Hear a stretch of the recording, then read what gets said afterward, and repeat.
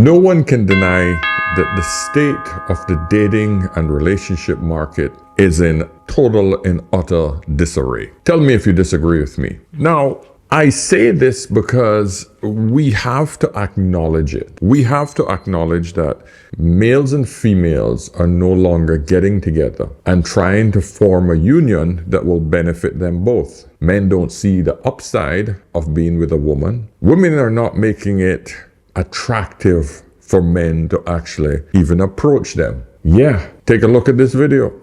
Back in the days, most of the time, you would wait for someone to make the first move. It might be on the first date, it might be the third date, whatever. It could be the man, it could be the woman. But now, all my friends have noticed that the man has stopped making the first move. All my girlfriends are like, they're waiting. It's the third date, fourth date, a week later. He hasn't gone in for the kiss. He doesn't do any touching or anything. And I've asked my dude friends that are single, and they are like, you don't know where a woman's gonna go with that story anymore. I ain't touching nobody. And it sucks because the Me Too movement is so strong and so powerful for the people that need it, but it shouldn't ruin the maturity that we should have within intimacy and relationships. Women are complaining no man is approaching them anymore. It's now hit mainstream TV. So here we are. Here we are. We are at a crossroads where if we don't fix this problem, we're going to have a serious collapse in society. If you want examples of that, look at Japan and Korea. Koreans having babies. South Korea's broken its own record for the world's lowest fertility rate, and the country is worried. The average South Korean woman now has 0.81 children in her lifetime. The country already has more deaths than births. At this rate, South Korea's population could be cut in half by the end of the century. And the government's scared there won't be enough people to grow the economy, look after the elderly, or join the army. So why is it happening? Money is a big factor. Raising children in South Korea is expensive. Some experts say women are also focusing on their careers rather than starting a family. The government has spent tens of billions trying to get people to have more babies, including giving every new mum £700 as a thank you, but it's not working yet.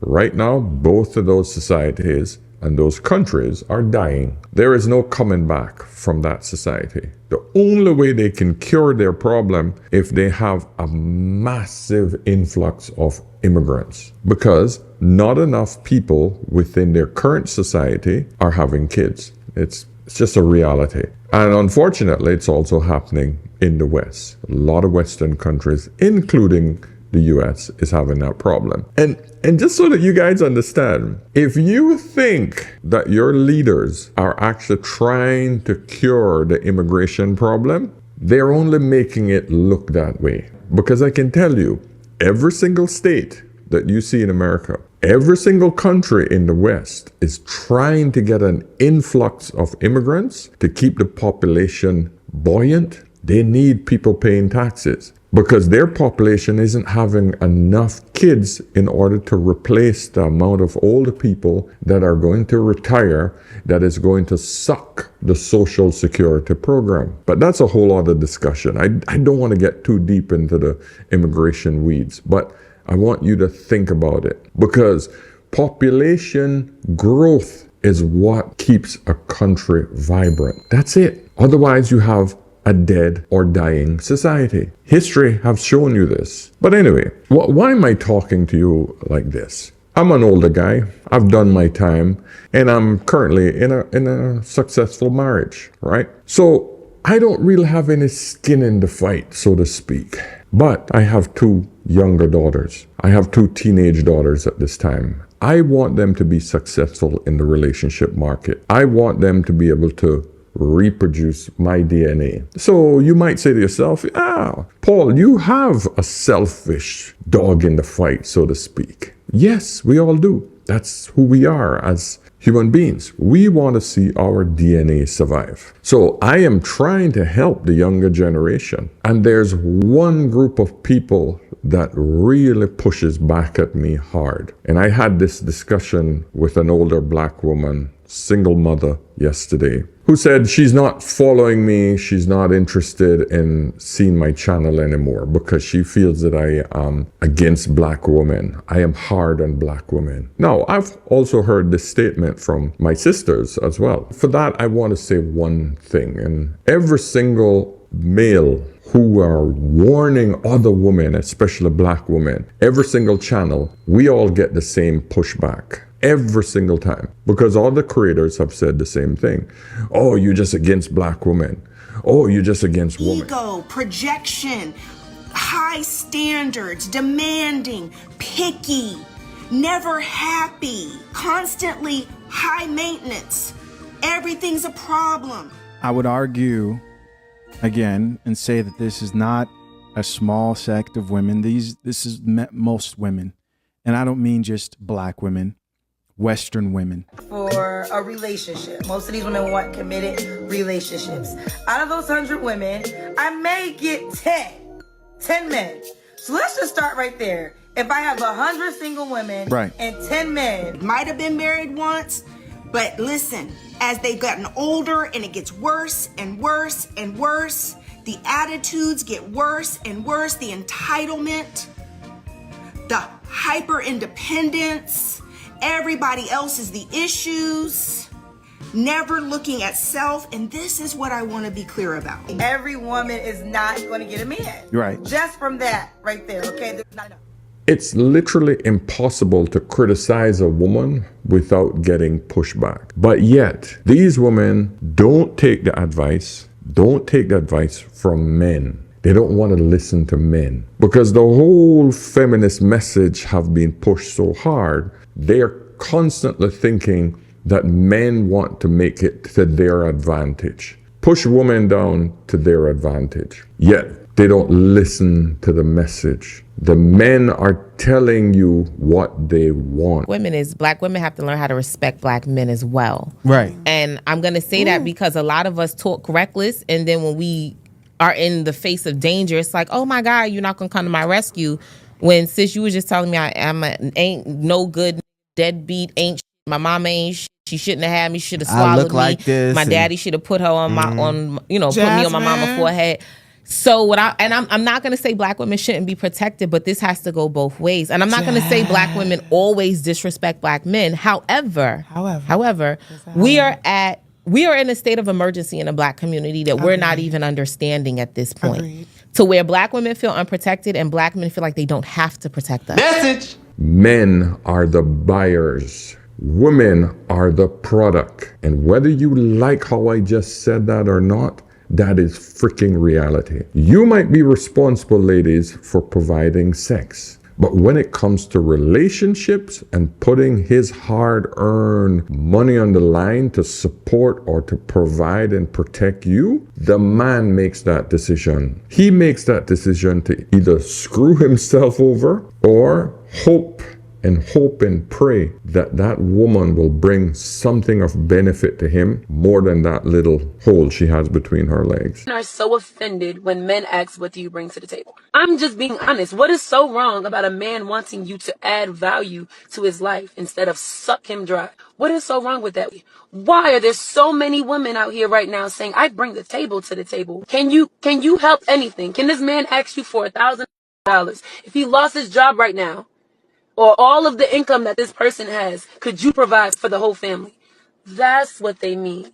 They mean that if I am taking care of you and you can't bring anything to the table, you're going to run me dry. Is it that insulting for someone to ask you to be able to provide back, to be able to reciprocate? What's wrong with that? Society got you broke, bum ass, thinking that somebody's supposed to just take care of you all day. If you think just financial, can you calm down when this man is talking? Can you listen? Can you hear him out? Can you not play emotional games? Can you check on him and ask him if he's okay? Do you ask your man if he's happy? Do you not attend to children? Do you know how to cook? Do you know how to add value to a house if a man buys it? Can you garden? Y'all be wanting niggas to build houses, but you can't even provide food. They building a house. Can you garden in the back? Where's the table? What do you bring to the table? How are you going to make this man better? Or are you going to tear him down while he provides for you and makes you better? Everybody is narcissistic and thinks that somebody has to do something to benefit them, but they don't have to do it in return. And that's what a lot of women. And I'm putting it as crude as I can right now so that you ladies can understand that that is not what men want. Well, at least not only that. So if you can't see the value that you bring to a man besides that, then why would a man actually even bother? We are living in a society now where we can't tell black women anything. Is a woman who wants the power of a man, the privileges of a woman, but the responsibilities of neither. Think about that for a second.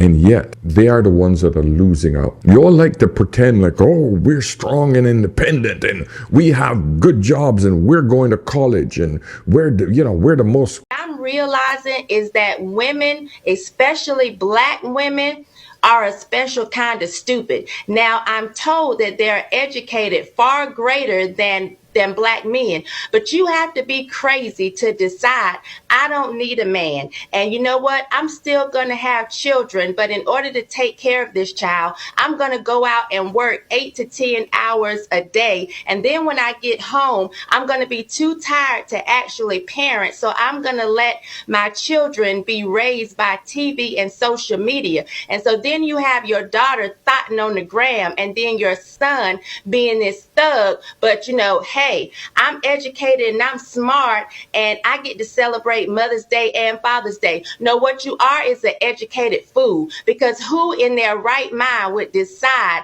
that they want to go against the very nature of a woman and the reason why God put us on this earth?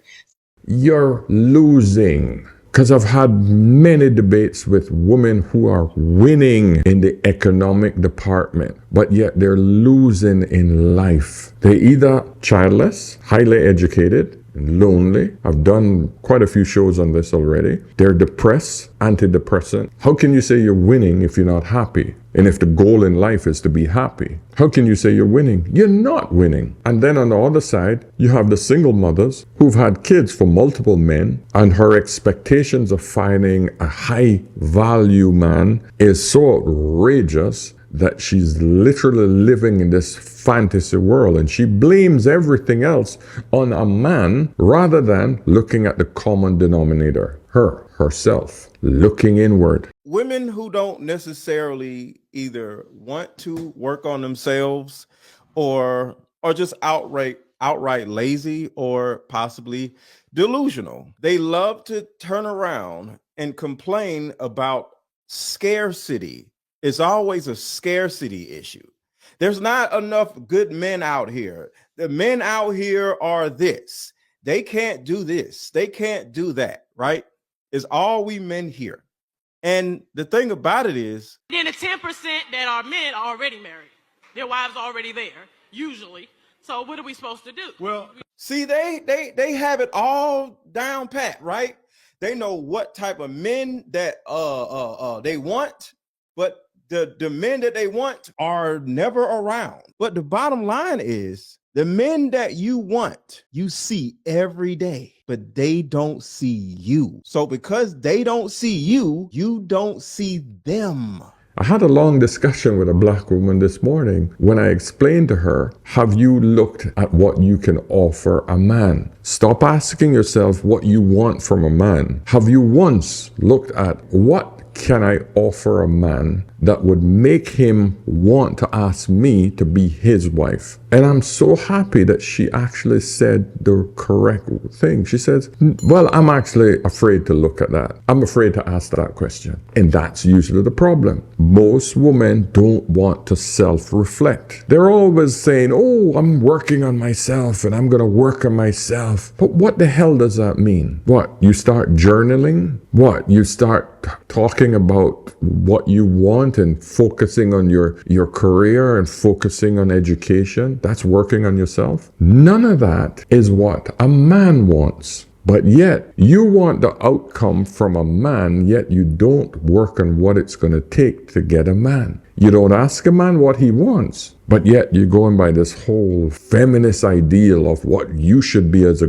perfect woman, which is a lie. Feminism have lied to you all. The evidence is clear, because if feminism was truthful, more women today would be happier, healthier, in great relationships, with beautiful families and happy homes. And the exact reverse is true. The exact reverse. Tell me I'm lying. So what if you're highly educated? Oh, so what? So what if you have a master's degree in philosophy or needlework? I don't care. Woman has gone viral because she has a PhD and she took an IQ test next to some guy that she thought was just a dumb rube hillbilly. And the dumb rube hillbilly did better on the IQ test than she did.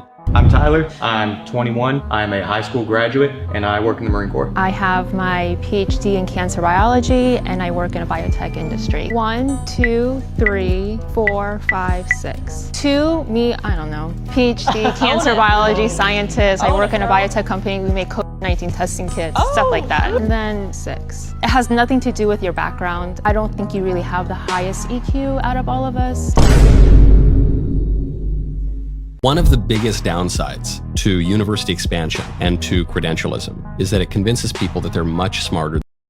Or in cooking, or in whatever you guys want to put your brains or apply your intellect to. The education or the degrees that don't offer you any money. The ones that rack up the incredible student loans, but yet gives you no return. And so you end up highly in debt, spending all your disposable income on trying to be happy, going on trips here, going on trips there.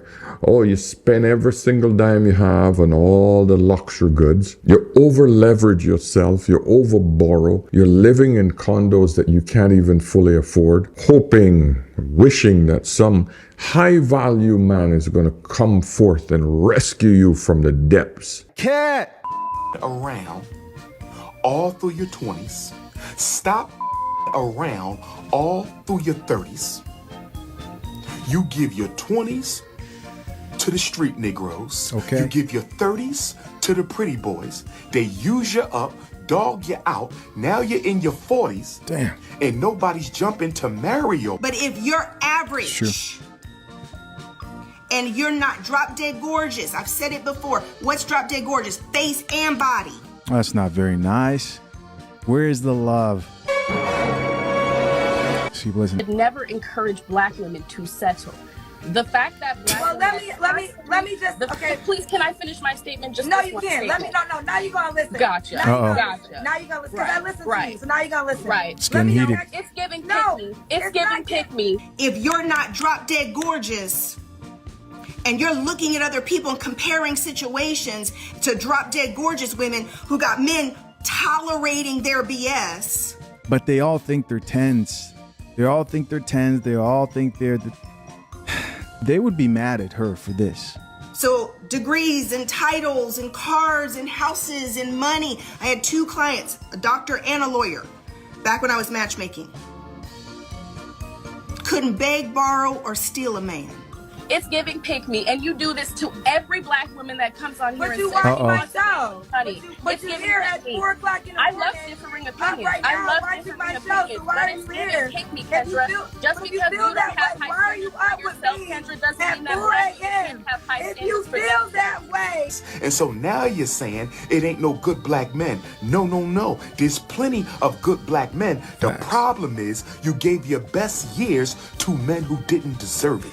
You are the common denominator in your life. You may not be the type of woman that men want to marry.